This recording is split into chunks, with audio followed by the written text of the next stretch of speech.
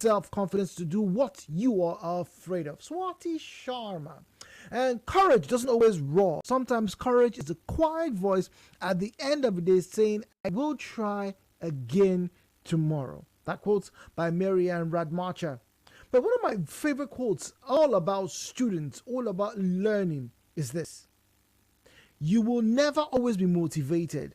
You have to learn to be disciplined. Welcome. My name is Jude. This is where the region has its best conversation. And our starter today is on the back of a conversation my colleague Gabriella Ayan had a few days ago about students. And I am not taking for granted the presence of the gentleman who's going to be with me, because it's one of those conversations that bears greatly on the past, on the present, and in the future. Now, many of us here in River State, many of us here in Nigeria probably haven't heard about the Hong Kong riots back in the early 2000s or in the 90s, or even recently, as recent as about 2.5 years ago. Now, what was peculiar about the Hong Kong riots, or in every single iteration that they have come in through, is that they were usually spearheaded, usually sustained by students. University students who would later become thinkers, thought provokers, students who would later become leaders, captains of industry in Asia and indeed all across the world. There was a time that was the mantra for many Nigerians. How many of you have heard that phrase? I'm sure you have. A luta continua. Remember that SUG government? That's what we, as a young person, was what I got to hear from my older cousins who were in the university. But these days, that's not the mantra that we get to hear so much today.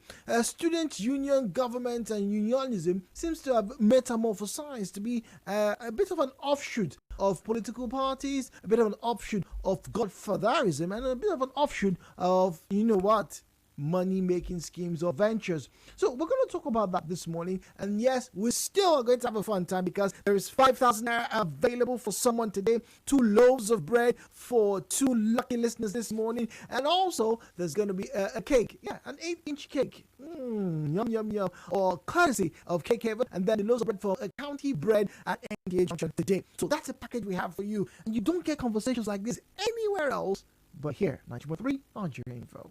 And now, hello, Port Harcourt, with Jude, 90.3 Nigeria Info.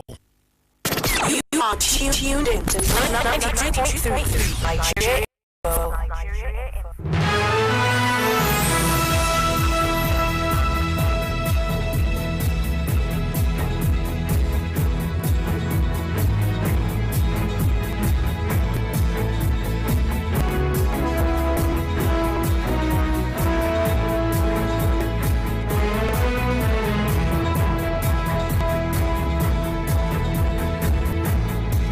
My guest this morning, always a friend of the house, Dr. Alfred Oladapo, joining me this morning to talk about a student union government on unionism and the modern aspects that we should be looking at for them.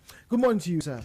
Good morning, Jude. Good morning. Thank you very much for joining us this morning. I appreciate it. Love the suit, by the way. Thank you very much. Is that navy blue or? It's boys' shirt. It's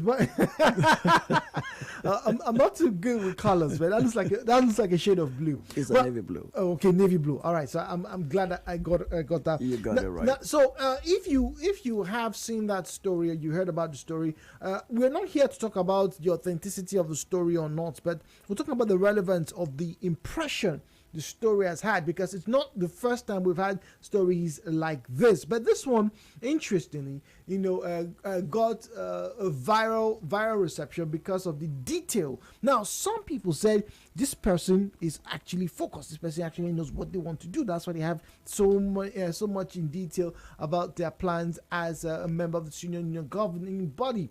So this from the office of the vice president, student union, from the University of Uyo. Appointment of vice presidential aides. Now, in total, there were about 1, 2, 3, 4, 5, 6, 7, 8, 9, 10, 11, 12, 13, 14, 15, 16, 17, 18. 18 aides for student union government.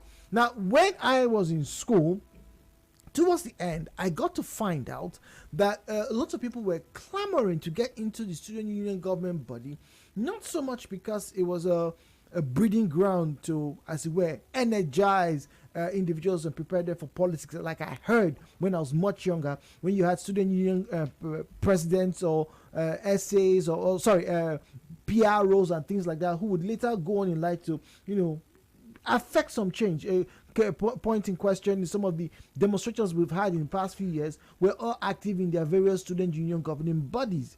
But I got to hear that people were paying bribes. This was the University of Port Harcourt, so I'm calling out names. So we're not masquerading under probabilities or pseudonyms. No, I'm calling out names. Back then, the people were paying students. Confirm, they pay bribe now. And then when you come in, there was a take-up fee, a mobilization fee that was being paid. So, what was student union body like in your time, both here in Nigeria and abroad? And what should it be now in our modern Nigeria? Big question. Big question. Yeah. Well, in my own days, student unionism was practically from a service angle. I was never a member of the student union. I was not politically inclined, so to say. But I remember quite well, it was a position whereby you engage with the school authority. And mark my words, I say engage. There's a difference between engaging and confronting. Okay, they are like a liaison body between the students and the school authority. And when the school authority probably comes up with something that they felt was not in the best interest of students, the first thing they did in those days was to call a meeting of the student body or representatives and then have a discussion on it, and then take a position, and then go back to the school authority, schedule a meeting. And so concerning this thing that you want to do, the students have looked at it, and we are their representatives, and this is what we've come up with. We think this is what you should do, or this is the way you will approach it. And I think in every sane client, that's what should happen. It's like a student representative council. And that's because those who are leading the institutions many times, forgot that they were once students.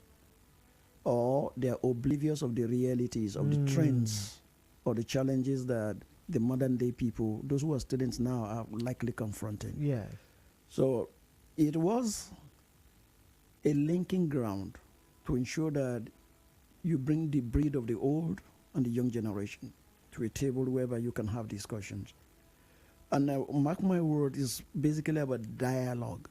Were there riots in those days? Of course, yes. I'm not going to deny that there were riots. And that's because sometimes, the school authority felt that way. Either you guys are too small to tell us what to do, or, you don't want to, we're going to beat you, into line. And that's, for me, where that Luther continued. That is, look, this is what we believe in, this is what should happen, based on principles, based on sane ambience, and of course, critical thinking, as well as ability to look at the consequential results of whatever you're trying to do. It's the struggle continues. That look, this is what should happen on the campus. Somehow, I think the expression aluta now is being seen more as a confrontation, and I think over the generation, please mark my words, I think, because I'm not an authority in this, I've not done any research on that, but events and trends I've seen over time makes it look like what makes you popular as a student union government is that you must be able to confront the authority, talk to them anyhow, dress them down, put them in their place, let them know we're not going to take any kind of nonsense, from you. This is our generation. Almost rude-like. Almost rude-like. So when you have that kind of dysfunctional approach to leadership, and I'm choosing my words carefully, dysfunctional approach to leadership, and sometimes you don't have a sane approach from the authorities too, to be able to say, hey, so you are older than these guys. You've been in this business before many of them. The authorities need to engage what I call critical thinking. They need to engage, like a lot of effective communication styles, so that you're able to convey your issues. But then, Jude, it's almost like every facet of the Nigerian system, we don't know how to solve problems. We don't know how to dialogue. We don't know how to negotiate. And if you move off the campus, you find that almost every union in Nigeria now the only language they believe they can speak is to go on strike. Mm. So we haven't really built institutions that are intelligently positioned to be able to handle the issues of societies, especially when it comes to social contracts, and how to maintain it, how to ensure that you deliver on your promise to the people. And of course, you're not fooling them. You're not trying to put a facade, over their eyes or put a wool, over there. It's a major issue that you see, and is it the degradation that you find in leadership today didn't begin in one day. It's usually, a little step away from the reality of what is supposed to be. And when you look at where we are, it becomes a serious challenge. And of course, for any sane mind, you begin to think of where will this likely take us tomorrow? Mm-hmm. Where are we going to be in the next 5 years? Where are we going to be in the next 10 years, next 20 years, or in the next 50 years? What kind of country, will we be classified as in the Community of Nations? So while the student union is a ground for breeding, and I use that word, with every sense of caution, should be a ground for breeding, leaders who can make intelligent contributions, to nation building. But the campus is like a training ground for them. Mm-hmm. The professors are supposed to be like mentors for them. The administration is supposed to be paving the way on how to think, properly. Mm. Unfortunately, the way we approach issues is we deal with, there's a problem here now. We treat every human problem as technical. It's like a bulb is not lighting up now, remove it and change it. So we've not seen human problems as not being technical. One of my professors at Harvard, Veslinsky, he said very clearly, he said, you have to put the problems of life in 3 major categories. First are what we call the technical problems. Technical problems are those that you know what the problem is and you know what the solution is. Yes. So, your car AC is not cooling, for example.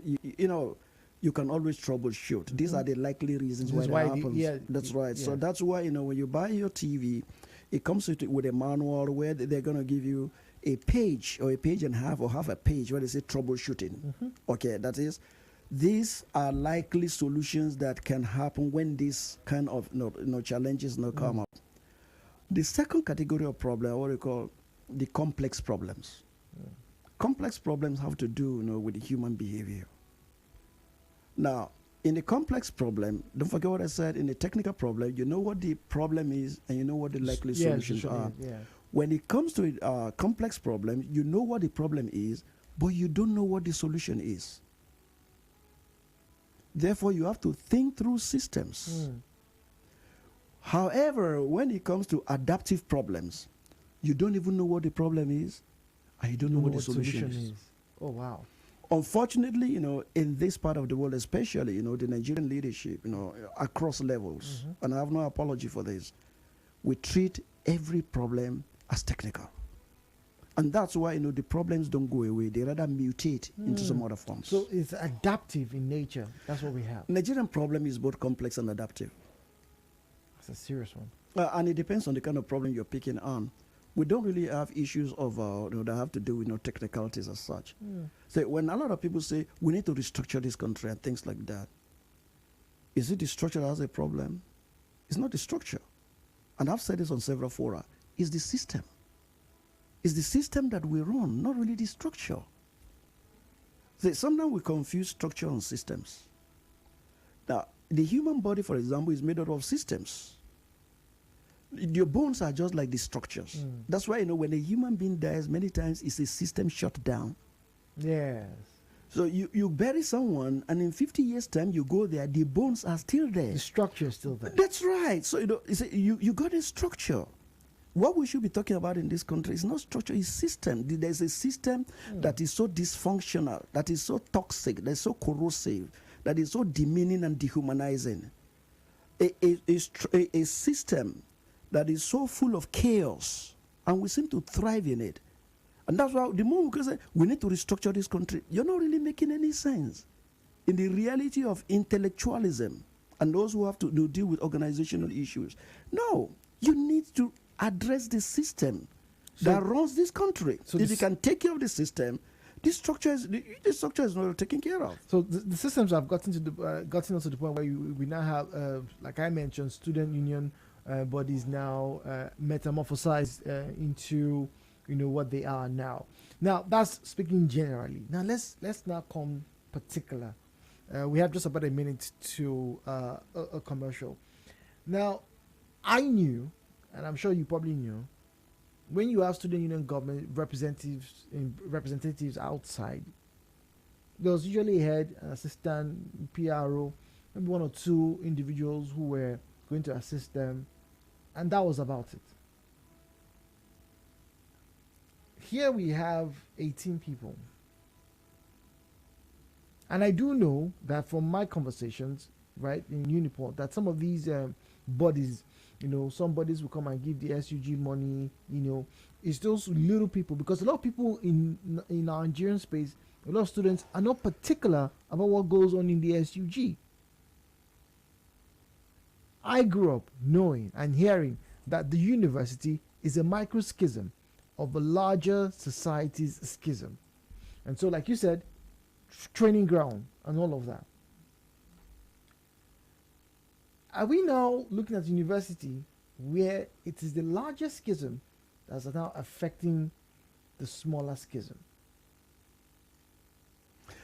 I think what has happened over time is that we have decided, to throw away, serious thinking, and to just go with the flow. And it's easy to, to go with the flow in any society. Very easy. Now, until the universities, position themselves as true citadel of learning and custodian of intellectual hybrid ideas, until they become solution to the problem, giving to the problems of the society. So what is happening is you just find that we are confusing models and mentors. The university community is supposed to be mentoring the larger society.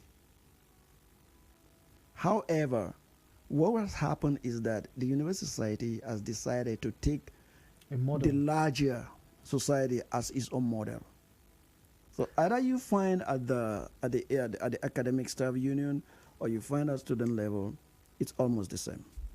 When we come back, we're going to open the phone lines and we're going to be talking to Dr. Alfred Oladapo this morning. Our big question this morning: how should student union bodies, student union governments be poised in modern times? My name is Jude. Hello, Port Harcourt returns.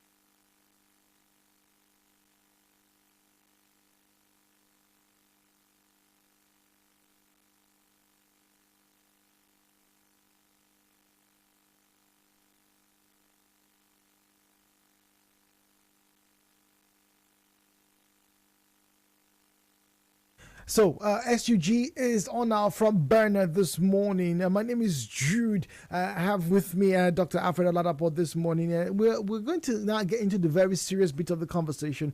The phone lines will be opened 0817-923-0002, 0817-923-0003, 0817-923-0007, and then the female caller line is 0817-923-0009. Some people have been watching on Facebook, facebook.com/Nigeria Info PH. Want to get to hear your comments, rather read your comments as well. And then WhatsApp is 0809-030-6416. Because of the want of time, please keep your comments short and sweet. If there are questions, let's ask them. If there are comments, let's give them up as we ask and try to analyze what should student union governments be like in the 21st century. Welcome. Hello, Port Harcourt.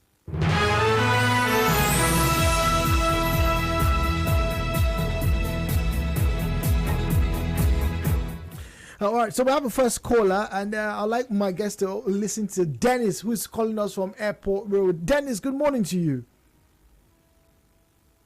Hello, Dennis. Dennis, good morning. Hey, Jude. Good morning. How are you today? Very well. Good morning. Great to Greetings to my friend, Dr. Oladapo. Good morning, please. You see, when I heard that the student union member created 18 aids, and I wonder what they are studying.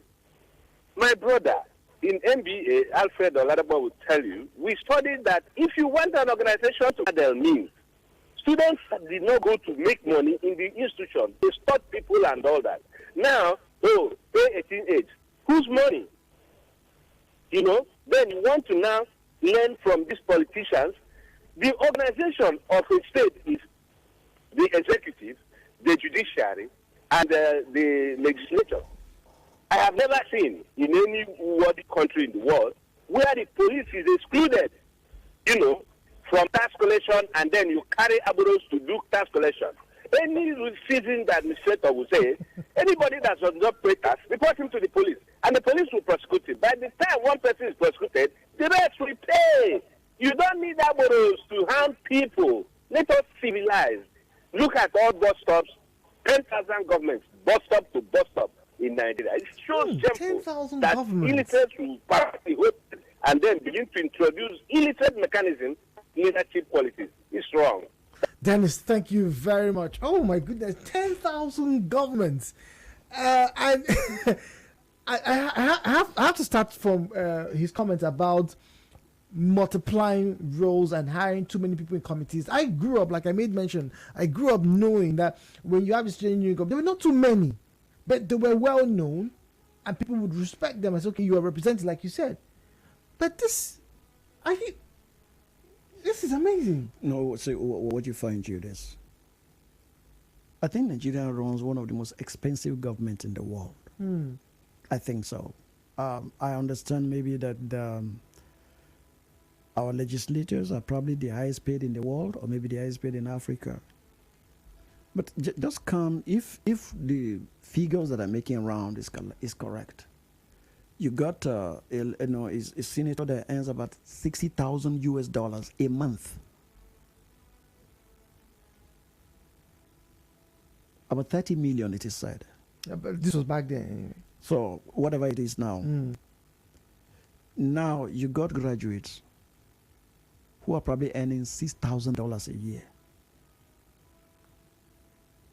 Depending on the industry where some of them work. Can you have a balanced society? So what should this body be more of today? Talking about SUG in particular, we're talking about, because a lot of people are listening to us are within that age of 19 to about 30. That's right. The student union body has to rediscover itself, and to understand that you should become a model and a mentor to a political terrain that is so corrosive and extremely dysfunctional. Akanto is in Bori. Let's get to hear from Akanto this morning. Akanto, good morning to you. Hello, Port Harcourt. Good morning, Jude. Good morning. Good morning, the powerful Oladapo. And guys, this Morgan, I miss you so much. And I want to appeal to you that this conversation should continue on Nigeria. other radio stations. I do benefit so much from your programs, Oladapo. Yes, like I was a student president at the Kennedy Bay Center, who was president Okay. Some years ago, about 4 months ago. And we know what we passed through, student leaders, where the management of the school would like to dictate the seat of the union or infiltrated some school into the activities of the union. And they know a trainer should be human or student-centered, where the welfare of the students should be most top priority. Even when the generation of the provision of adequate power supply was not enough on the campus, we always enjoy 3 hours power supply on the campus. As I speak now, there is student government in the school. During my administration, I ensure that I fought to ensure that we should enjoy at least 5 hours power supply. But during that time, during my margin, you see, I can't be very hardy man, very hardy guy. They can't control him. You know the plan speed of this court through some to impeach me. It is free everywhere. It is happening in other institutions. But I can't tell. Let me ask you, as a former student union president, now in Nigeria, let me ask you this question: is it true that there is some money in SUG in Nigeria now that people are paid? Is there money? Is there money coming to the SUG? There is not the money that comes to SUG. It's very big. It's big. See, let me tell you. Oh dear, I can't do. Yes. Jude, you know that every student pays student fee. Okay. Every student pay at least 2,000 and 1,200 as the case. That's how many number of students in that school. And there's huge amount of it. And again, the government council, each of the institutions pay a kind of a take-up due. They have 5 million, 10 million to students, every year. To take up responsibility. Yes, they take up grant. What do you people do? What do you people do with those take up? What exactly are you meant to do, please? The money when it comes to the do you know what we do? What? The stakeholders of the school will have dispensation fees. What are the stakeholders of the school? For stakeholders from the management of the school will also have share in it. Oh, wow. After all, the money has been given onto the student. Name it that the money has been allocated to the student government. But it's not due by the student. But I want to say it just before. Oh, dearie me. I can't too. Oh, okay. All right, let's hear from Zion very quickly before we go to Dr. Alfred. Good morning, Zion. Hello, Port Harcourt. Thank you, hello, Port Harcourt. Good morning. Good morning. Thanks for this timely discourse. The truth is this.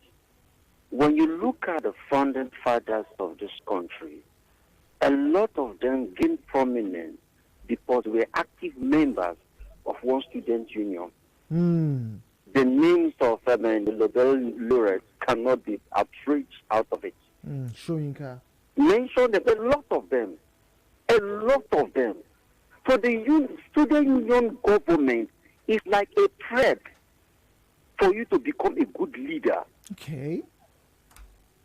The way you perform, your agility in SUG gives you that prominence to be voted for when you aspire to contest in the democratic system or in the outer world outside the universities.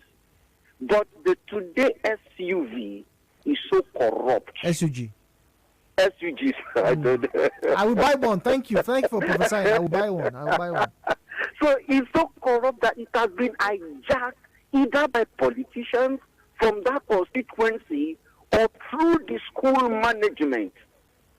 One of my colleagues, I can't just call from Bori Polytechnic. I'm also a product of Bori Polytechnic, 2006, 2007. Okay. Yeah, yes.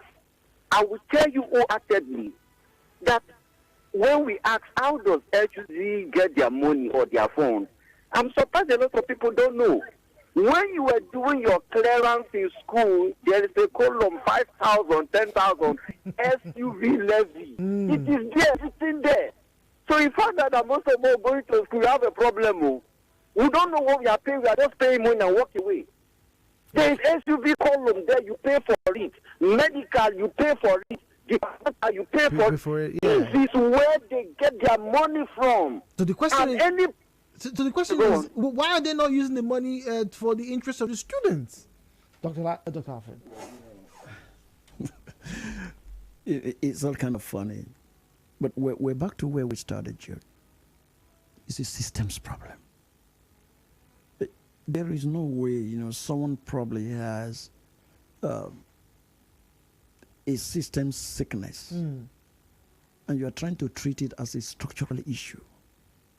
It's not going to work. That's why you got orthopedic hospitals that deals to do with bones. Yeah. But when it comes to things like liver, pancreas, and the rest of them, you got a different system altogether.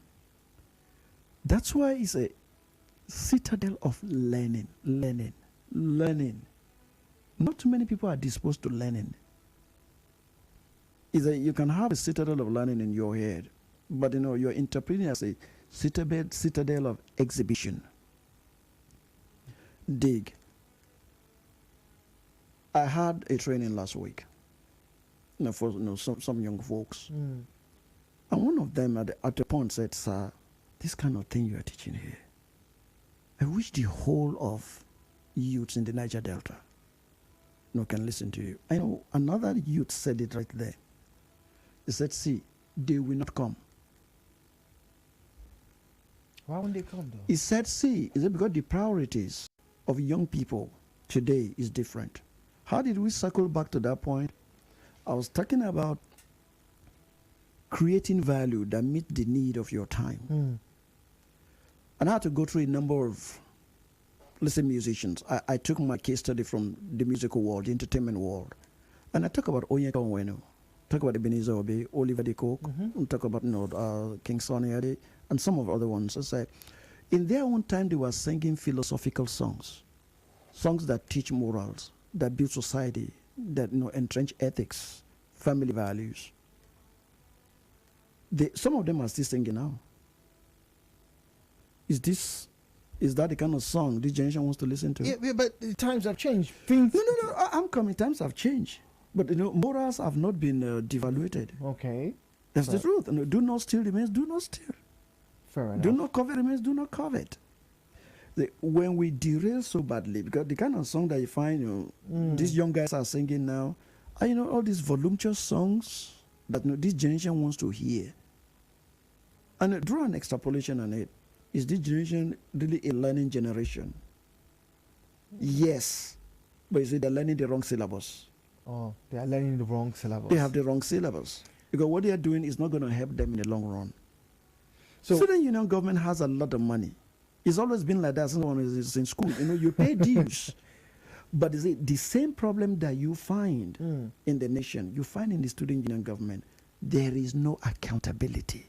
Okay, so students now need to start to hold their student government representatives accountable. What did you do with the money? What did you do with the money? How much did we have? Because when I was in school, you have what you call a statement. Okay, these are all the dues that were contributed. And they're going to break it down for you, department by department. In those days I was growing up, they're going to do a road. You are going to have what we call the tenders board. Okay. So, people bid for it publicly. And then so who won the bid. I know the specification for the road. When last did you ever hear a bidding for any building or construction in Nigeria? No, everything is shrouded in mystery. I do see tenders in some dailies. So this calling for bids for. So yeah, I have to be honest. I do see a few in. I'm just saying how many times. I'm not saying it is non-existent. Okay. I chose my word carefully. How many times do you see that for everything that is being done in the nation, in the what do you call it? Because you sit and tell me that the Federal Executive Council has approved 45 billion, for the construction of this. How did they arrive at that? Where was it advertised? Who are the people that bid? How did you come to select? Then how did we come to the point whereby the Federal Executive says, okay, this is what has been approved for it? The figures are just thrown at us. Okay, so that's what you find on the campuses. So many of the students are not particular about what the SUG are doing because they're looking for quick money, trying to enjoy themselves. The same apathy that you find in society, you find on the campus. I've paid them the money, whatever they like, they can do with it. I don't want to get my degree and get out. Tony, speaking to us, final caller from E-Warfare. Tony, good morning to you. Yeah, good morning, Jude. Good morning. And good morning, our guest. Morning, sir. Yeah, I want to tell you that the kind of money you find in student union activities, you may be amazed if you know the kind of budget. I was a member of student union government by the director of sport. I know the kind of, it's a system issue because like that first one I called that they give a lot of money. There is a lot of money. All the shops you see in the school pay rent and dues to the body. Yes, you pay, as you are paying your school fee, there is a section there in your school fee that says pay SUG fee, pay departmental fee, pay faculty fee. But you know that you still pay it physical after paying that one in the school fee. You still pay it manually. So you have we have a system that is corrupt from the grassroots, or how from the scratch. It's corrupt. A lot of money. If you are a student government president in a private university, you are a billionaire. I tell you. Yes, I made a lot of money for my own area. So did you use the money rightly or wrongly, Tony? Yeah, although I used the money rightly because I went to Nuga. In my days, we went to Nuga. Okay. So there was a lot of money. Even that Nuga, a lot of millions was put into that movement. Yes, I know. You know, Nougat games are pretty big, and I love the Nougat games. I like the idea of universities interacting, exchanging ideas, numbers. I know people who have gotten married and, switch universities and allegiances. It's a fantastic idea. Nougat is a fantastic idea. Yeah, I was part of the Nougat games. It's always very big. Yeah, it is big. We have just about 3 minutes, sir. So, people need to start to take, students now, need to start to take what their SUG governments are doing seriously. Have you listened to some of the student union, those candidates? Have you listened to some of their, manifestos? Yeah. How is it different from the one you find in the society? People have all these, esoteric kind of dreams. And they're painting it for the people. Yeah. It's almost like, we're going to give you, like an AC jacket, so that you're not, that kind of thing. Say, when you listen to some of the campaign promises, you ask yourself, at what level of intelligence is this person operating? But we've always, I think over time, we've come to a level whereby thinking doesn't matter to us. As a people, thinking doesn't matter. All it just matters is make the noise when you get there. Because what the person is targeting is the funds. It's not it's not the service. Until we begin to see leadership as a call to serve. And Nigeria is the only country that I have seen in the world where people fight to serve. Because leadership is about service. Nigeria is the only country I see where people kill because they want to serve. Where people, manipulate and do that. I think our definition of leadership and service is warped. Completely warped. Out of this world. Because the things that people do in the name of, I want to serve my people. You really wonder, is this really about service? And when they get into office, you can see what it means. 18 special assistants. So maybe the PRO will have 5. Maybe the sports minister or whatever it is, we have 2. You can see how we are beginning to load the expenditure of the SUG government. Of the SUG. And then put that, how is it different from the nation? The citadel of learning is no longer setting the pace.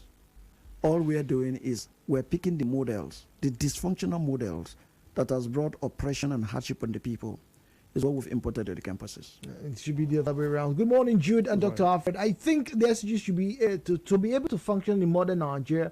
It says we should consider the following. The university management should allow the union to run its elected officials in line with the laws of the university, with some level of monitoring from the management through the Office of the Dean of Student Affairs. The management should not by any means influence the outcome of elections. To this regard, I present my alma mater, IAUE, as a case study. The Vice Chancellor was always very distant from wielding any form of influence on the elections of the government. Thirdly, the structures of the union, such as the SRC, that's the ruling council and judicial council, and congressmen should be outrightly independent. Good morning, Jude. I asked you to be more, I think, should give them a free democratic hand to rule. This doesn't stop the school management for checking them. Secondly, student unionism should stop playing godfatherism. Elections should be free and fair in order to push to the end of unionism. And lastly, the SUG body should learn to stand and fight for the truth without any form of nepotism and fear of anybody. My final comment on this, I remember in school, I got to see the University of Port Harcourt, I don't know how, but they purchased, or maybe the SUG government purchased a bus for use. It was broadly imprinted on SUG bus. But only a few people drove the SUG bus. The bus had AC. Those who were in charge, whether it was they would drive the bus, they had accidents with the bus. And yet, not once did I see students who were stranded in that bus. So, once again, Uniport, you can do better. Dr. Alfred, thank you very much for coming through. Thank you very much, Jude. My name is Jude. Our Fun Friday show starts after 10 o'clock.